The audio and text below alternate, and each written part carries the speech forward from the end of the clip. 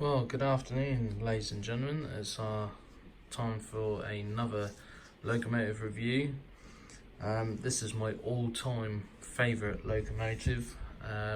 It's took me a long time to find a Intercity 125 in the blue and grey livery.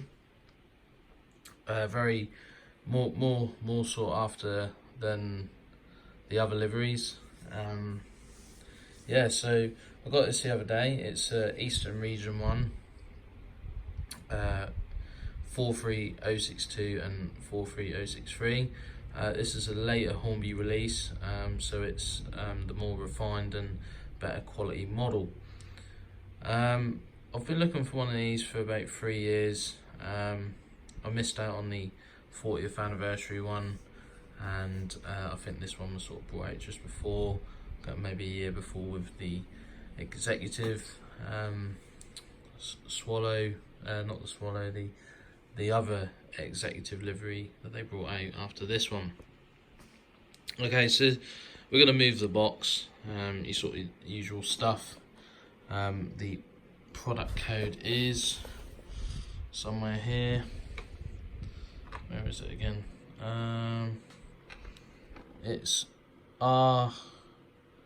R3269. Oh, there it is. BR Intercity 125 power car and BR Intercity 125 unmotored power car 43063. And if you want to pause, there's a brief history on the back. Okay, so usual packaging. This model was literally brand new when I bought it for £300, and here it is. Okay, so this model really was brand new. It had never been out of the box until I got my hands on it. Okay, so it's in the stunning blue and grey Intercity 125 livery. This really is, this train gives me goosebumps. It's absolutely, it just looks fantastic. The coaches are a very plain livery, but they just look, I think they must have looked absolutely out of this world when it was brand new. Absolutely out of this world. You see this thing coming and you must have thought, wow. I think wow even now. Just even the Intercity 125, it's just the whole thing. It really just gives me chills of how amazing this thing is, and to think that 40 years on it's still going. Okay, so talking about the model, it's the usual thing. You're used to these HSTs, you know what Hornby produce. This is one of their premium models. Okay, so you've got the opening doors, the separately fitted handrails. This one is very nicely applied down the back. On the obviously the original power cars, they had the little window. This is where parcels and mail would go. And of course on the earlier ones, the guard, he would have the pleasure of being in there with that wonderful Patsman Valenta engine. Okay, so when I bought this, I did buy the Hornby TTS sound decoders, but I decided against fitting them because they're a pain in the arse, and I'm just going to save and get the House Sound version 4, which is much better quality, and I just really want to do a decent job of fitting it. I know you can't see them, but I just really don't want to hack the model around. That is the very sad thing about this. It's not so much a toy. They're not toys anyway, but this is a collectible now to me. You know, I'd even want to take it out of the box, which is a real shame. But it's, you know, it's very collectible. On this particular one, which I don't think they did with the earlier releases, looking at this logo on the side, they've sort of filled it in so it's more present, which is very nice. But you can see the camera is really picking up the yellow really well, and the crisp application of the livery is absolutely fantastic. You can see the cab detail in there, the vents, the exhaust and the shield. Very good detail. Moving along, you've got the BR arrows, which again is also crisply applied. The lines are very finished neatly around the radiator grille, and towards the back we've got that nice grey, which then attaches to our coaches. Okay, so this particular year of release, there's obviously an Eastern Region locomotive, 43062 and 43063. So we've got the power car at the front here now. They released some coaches, not 100% sure if these are exactly the correct ones. All I know is that I've got 5 coaches here, so we've got a first class, a buffet, 2 standard class and a TGS. They're all fitted with the interior lights, which I would say on these Mark III's are pretty poor, only because they sort of don't light up either end of the coach. So like this area here, you can see we're in darkness here and in darkness here.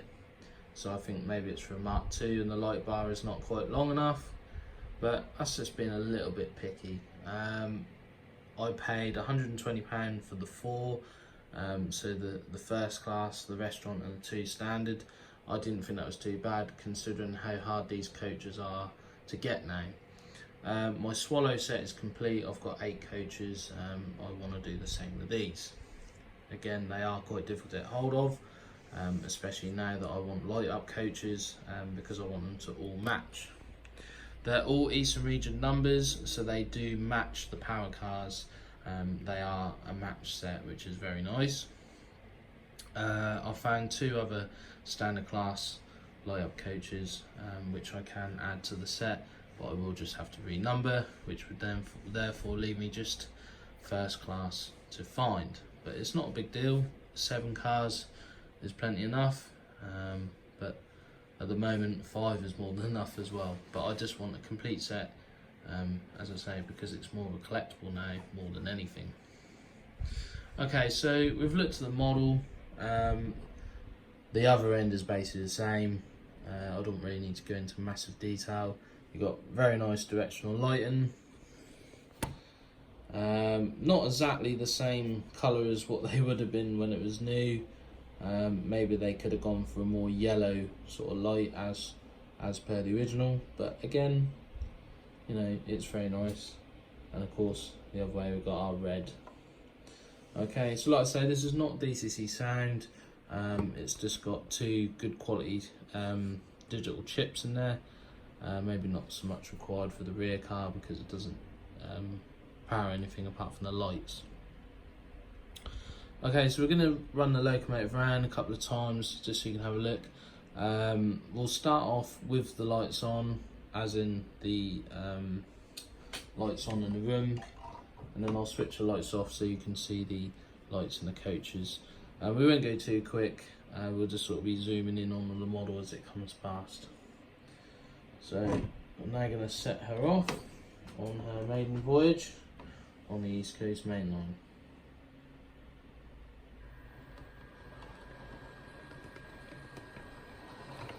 It's a very elegant sort of livery. It's quite plain, so you've just got blue and grey, but it just looks fantastic. Okay, here comes our TGS, and of course the rear power car, 43063 on the back. And there we have an executive 125, Intercity 125 coach in the siding, which is undergoing repairs. Here she comes.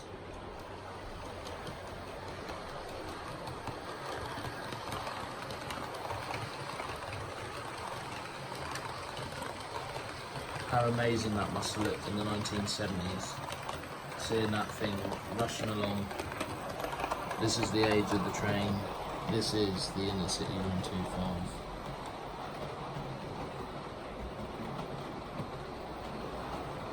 Okay, so we're just gonna dip the lights. I'm gonna let it go past once more before I turn the lights out.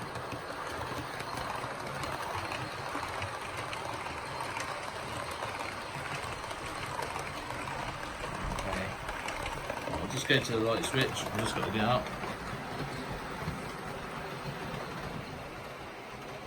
Lights out. Oh, well, it's not that dark, but you should be able to still be able to see the lights. Here it comes.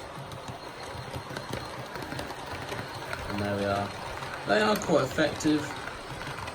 You know, it's a model at the end of the day, it's not the real thing. Although it sort of does feel like the real thing. It will do when it's got them Paxman Valenta sound chips in there.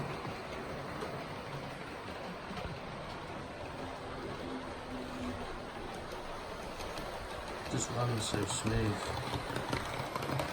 Absolutely amazing. There she goes.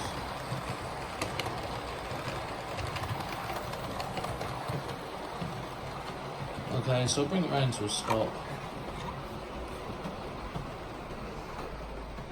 A slow stop.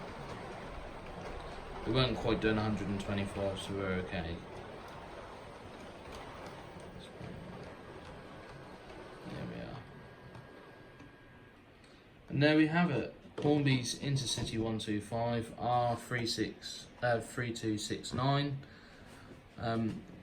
Keep your eyes peeled and pick one up, because they are most certainly a collectible more than an enjoyable model.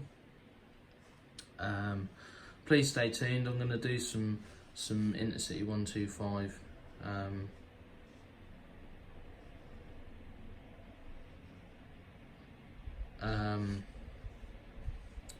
running videos of Swallow and the blue and grey, and we'll have a mixture of running sessions along with other stuff. Stay tuned, as next year I'm planning on moving, and either the layout will expand or will be put on hold. I'm hoping to get some more videos in of this layout, the temporary one, just to enjoy stuff, but I'm hoping to expand and have some really nice big layouts. We can get some nice long shots of these 125s with 8 coaches. That's the dream. Let's make it happen. Okay, alright guys, well thanks for your time, and we'll share to be having some more videos of these wonderful models. Stay tuned, and thank you ever so much for watching. I'll see you all soon.